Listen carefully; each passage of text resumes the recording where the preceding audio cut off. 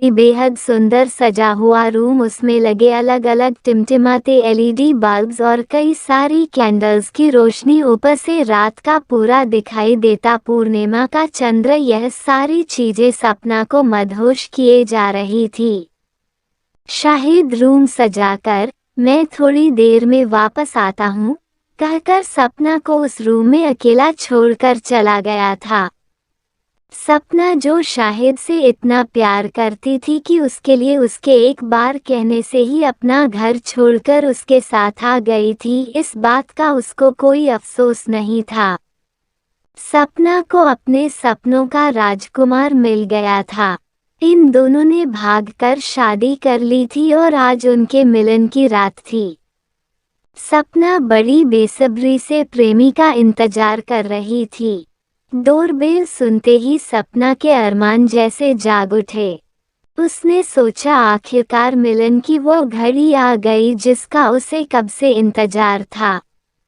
दौड़कर सपना ने दरवाजा खोला और जो सामने उसने देखा उससे उसके सारे अरमान धरे के धरे रह गए।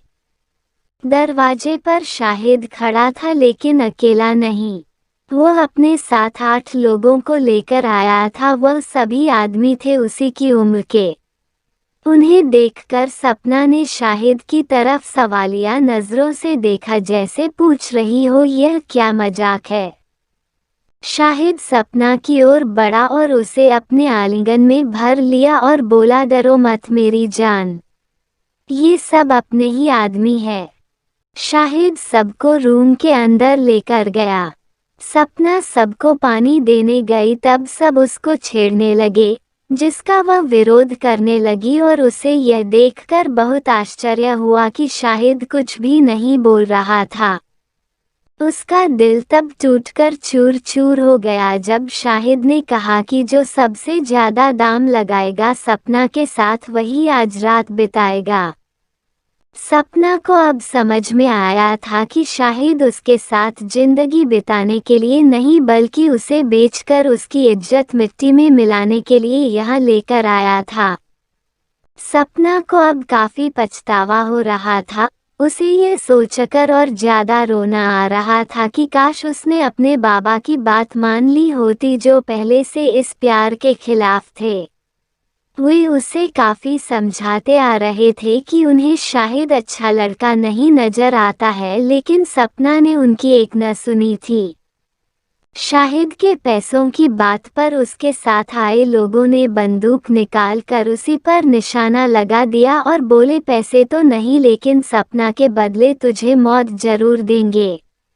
शाहिद ऊपर से नीचे तक कांप गया था और वहीं पर पत्थर की मूरत बना खड़ा रहा। सभी लोग सपना की ओर बढ़े उसका दामन दागदार करने के लिए।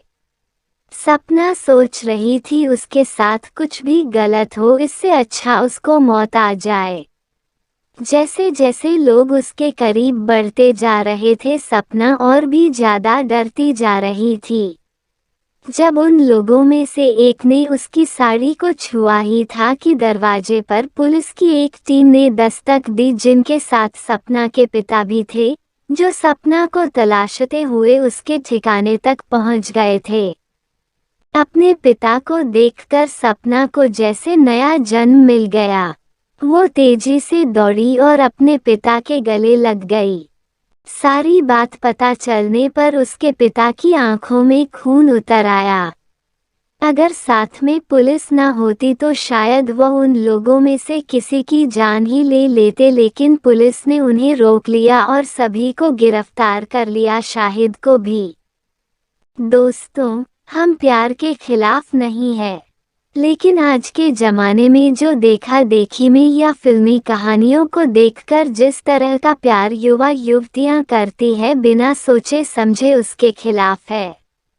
अपने माता पिता और परिवार को दुखी कर कोई भी प्यार कभी सफल हो ही नहीं सकता।